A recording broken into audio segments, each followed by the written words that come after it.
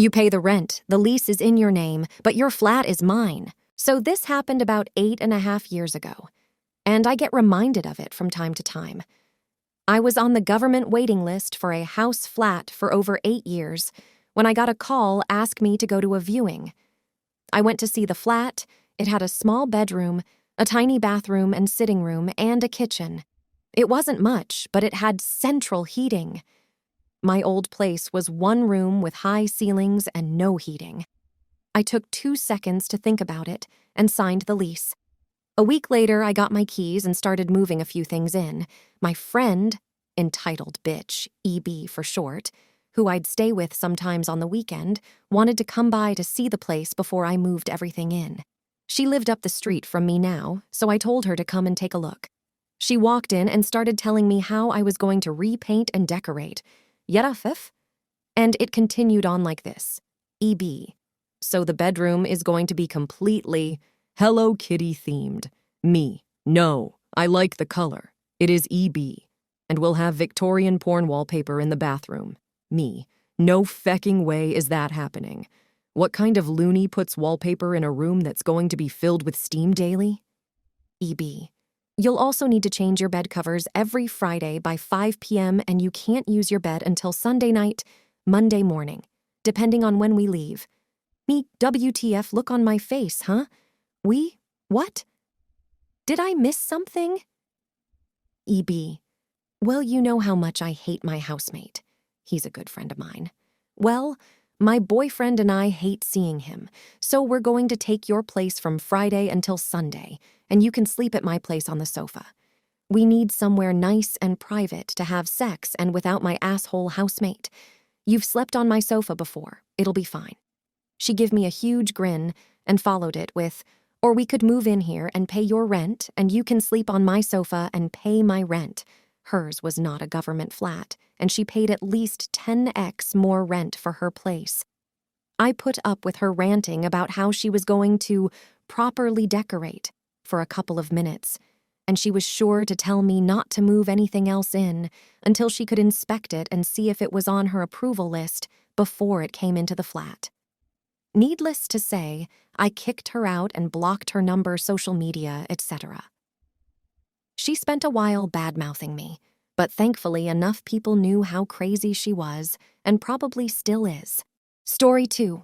First time flying first class, ruined by a Karen. So we're heading out for a family vacation, flying first class for the first time.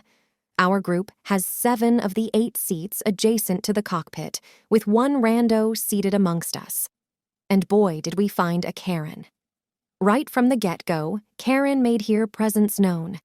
We board with my father-in-law, who is in a wheelchair, to find that for some reason this lady boards the plane along with the passengers that need additional time to board, but seems to be moving around just fine. Seems her motivation to do so was to pack not only her overhead compartment with her multitude of carry-on items, but some of the adjacent one. Then flight gets delayed for being short crew, and Karen immediately starts demanding wine before we even leave the ground. As soon as the stewardess tells her no and walks off, she starts complaining to us about how shitty first class is with this airline, and I'm already thinking, fuck, can you shut the hell up already? Then comes the inevitable, we can just leave without the crew member, right? Apparently, she wasn't paying attention, because the missing crew was the freaking pilot. We were released back out to terminal for a bit to stretch since the delay was so long, and we returned to our seats to find my daughter's seat occupied by Karen's friend who was flying economy. After standing around and clearing our throats several times to try to get their attention, it is obvious they have no awareness of anyone outside their bubble. Fucking finally, after both myself, my daughter, and my mother-in-law all ask them to clear out, they finally acknowledge that they're in someone else's seat. After all this, we eventually get up in the air, cue Karen slamming glasses of wine. After the 3rd glass, she's obviously already drunk as hell because she then dumped the entire 4th glass of wine on my teenage daughter and didn't even fucking acknowledge that she'd done it. No, sorry, no, here's a napkin. She just immediately started demanding another drink from the flight attendant. Worth mentioning, as my daughter told me later, that Karen immediately pocketed all the wet wipes, napkins, peanuts, and every freebie within reach. All the while, she's keeping her mask down while she is drinking, but the second I take mine off to drink some water, this bitch grabs my arm and starts demanding that I put my mask back on. Are you fucking serious? Gonna complain about a mask, but totally okay touching strangers? Okay, Karen. At this point, I finally tell the stewardess about everything, and they stop serving her. But she still spends the rest of the trip complaining about how shitty this airline is. Trying to talk to my daughter the entire time, who is legitimately worried this moron is going to puke on her. Poor kid. Story 3. I want to keep my checks. This happened a couple of times over many years. After I had scanned her 1,000 items and hit total, then she decides to start digging in her purse to find her checkbook, and after a few minutes, finds it, and then started to slowly fill it out. Of course, a line has built, and people looked like their life was slowly draining out of them. I felt it too. I ran the check through the register. It scanned it or whatever, then put it in the bottom of the cash drawer. I hand her the receipt, then she held her hand back out. I am not entirely sure why, because I wanted her to go, not give me a high five. She just ummed at me and said, "Where is my check?"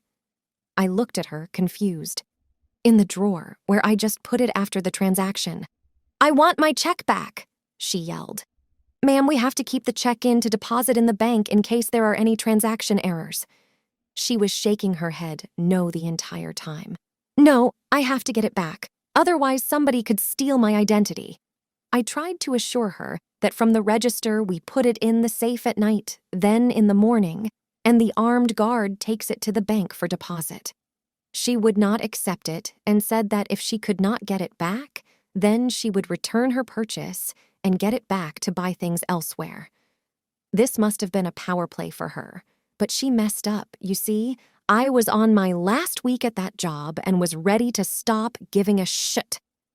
I asked for her receipt, which I got, pulled up her transaction, and hit void previous transaction. I grabbed her check, the receipt, and the void receipt and handed it to her. "There, I have voided the transaction and returned your check. Good luck at the next store."